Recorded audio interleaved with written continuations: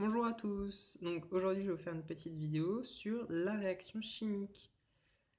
Pas forcément en chimie organique, mais je vais essayer de vous donner donc deux petits concepts généraux qu'il est bien d'avoir, qui en fait c'est pratique de les avoir avant d'aller en chimie organique.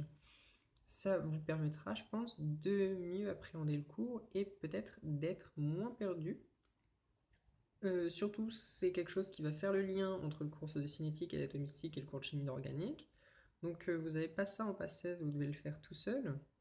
Donc je pense que ça peut vous aider à faire des liens et surtout ça pourra vous être très utile si jamais il y a une réaction chimique que vous ne connaissez pas bien, ça pourra vous aider à organiser vos idées et à retrouver la réponse euh, sans forcément bien maîtriser les mécanismes réactionnels. Donc on va faire le lien avec l'atomistique. L'atomistique, on a vu une transformation chimique, c'est une réaction chimique, on va dire, celle qui transforme un atome en anion ou en cation. Donc deux réactions vues, celle qui à partir d'un atome donne un cation et un électron, et celle-ci qui à partir d'un atome et d'un électron va donner un anion. Donc, ce que l'on a vu dans ces réactions, c'est que les aimants de la famille du sodium, par exemple, avaient plutôt tendance à former des cations et jamais d'anions, tandis que les aimants plutôt de la famille des halogènes, donc du chlore, avaient plutôt tendance à former des anions et jamais de cations. Comment est-ce qu'on expliquait cette réactivité? C'est par le fait que lorsque les alcalins perdent un électron, ils se retrouvent avec leur couche externe complètement pleine, soit beaucoup plus stable. Même chose pour les halogènes, lorsqu'ils gagnent un électron, ils se retrouvent avec leur couche externe complètement pleine et donc beaucoup plus stable. Et ceci met bien en relief le premier aspect des réactions chimiques dont je voulais vous parler, c'est l'aspect thermodynamique d'une réaction chimique, donc l'aspect énergétique, si vous voulez, d'une réaction chimique. C'est ce premier aspect qui est plutôt facile à comprendre, c'est que dans une réaction chimique, on va essayer de former un produit qui va être le plus stable possible. Donc, tout ça, c'est pour vous aider à déterminer qui est le produit majoritaire, pour essayer de vous aider à déterminer également si on va passer par une substitution nucléophile ou plutôt une réaction d'élimination. Enfin, tout ça, ça va être des histoires de stabilité des intermédiaires réactionnels et les produits finaux. Donc, ce qu'il faudra bien faire à chaque fois que vous ayez une réaction chimique, c'est étudier et définir donc, les critères de stabilité des molécules.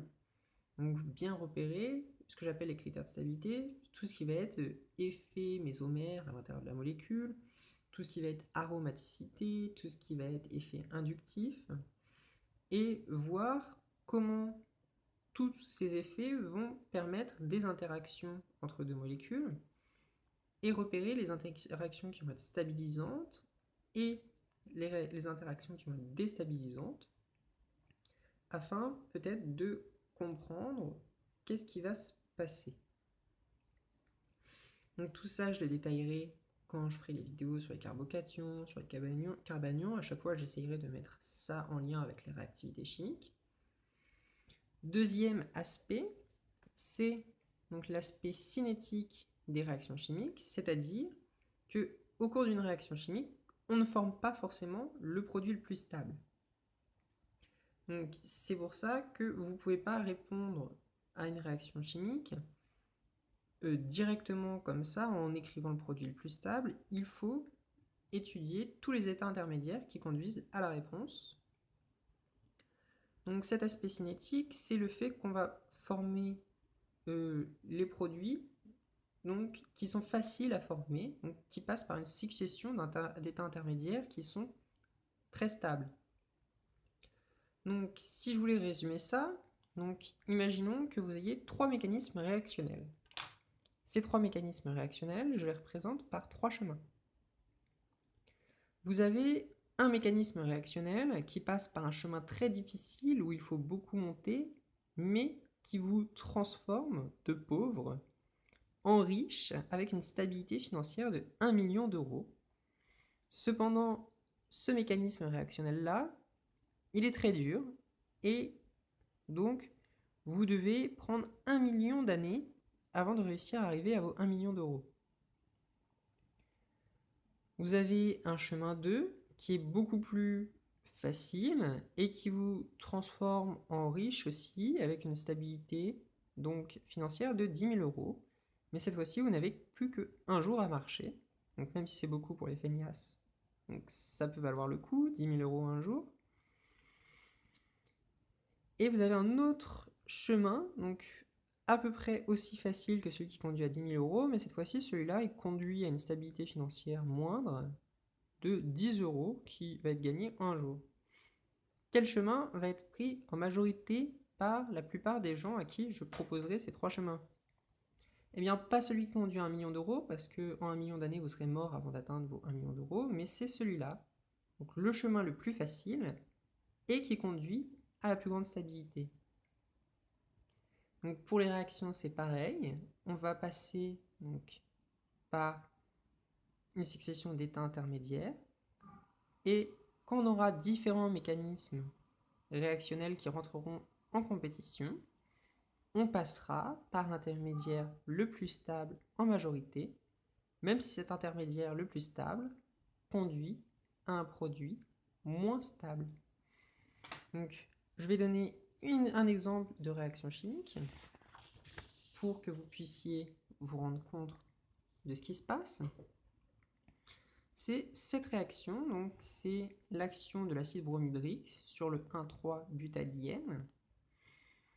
Et donc, on va s'intéresser au produit majoritaire, qui, selon vous, entre 1 et 2, va être le produit majoritaire.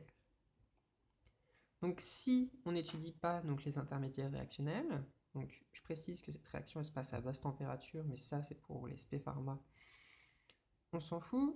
Si on n'étudie pas l'intermédiaire réactionnel, en première intention, on va dire celui-là, parce que c'est l'alcène le plus substitué. Donc, c'est le produit le plus stable. Et c'est vrai, ce produit-là est le plus stable. Ce qu'il faut voir, c'est que l'intermédiaire réactionnel, le plus stable, eh bien c'est celui-là. C'est un carbocation secondaire. Alors que ici, c'est un carbocation primaire. Donc, finalement, le produit majoritaire, ce sera celui-là, même s'il est moins stable que celui-ci. Si je représente ça sur mes deux petits chemins, donc de tout à l'heure, vous avez un chemin avec un intermédiaire pas stable du tout, qui conduit à un alcène secondaire qui est beaucoup plus stable. Et vous avez cet autre chemin avec un carbocation secondaire plus stable, qui conduit cependant à un alcène primaire moins stable. Donc j'espère que vous avez bien compris comment est-ce qu'il faut raisonner en chimie organique. Donc je vous ai mis la petite méthode. Il faut commencer par analyser les réactifs, donc repérer tout ce qui va être proton acide, carbone électrophile, carbone nucléophile, ou une éventuelle basicité de la molécule. Et il va falloir ensuite donc, déterminer les différentes façons que vont avoir les réactifs pour interagir entre eux. Donc, plusieurs mécanismes possibles. Donc, une interaction entre un nucléophile et un électrophile, donc la formation d'une simple liaison. Vous avez des réactions d'oxydoréduction qui peuvent se produire, des réactions acido-basiques, ou alors vous avez une réaction intermédiaire qui va se produire et on va former un intermédiaire réactionnel. Donc, on oublie l'oxydoréduction, mais en tout cas, ces trois-là vont souvent se retrouver en compétition en chimie organique.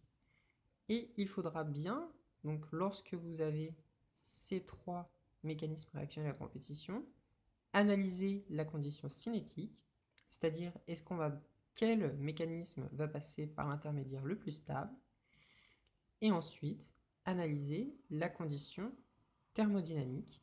Donc une fois que vous avez trouvé quel est le mécanisme qui passe par l'intermédiaire le plus stable, il faudra trouver, à partir de ce mécanisme-là, lequel va conduire au produit le plus stable. Donc, je vais prendre un exemple de réaction dans une autre vidéo.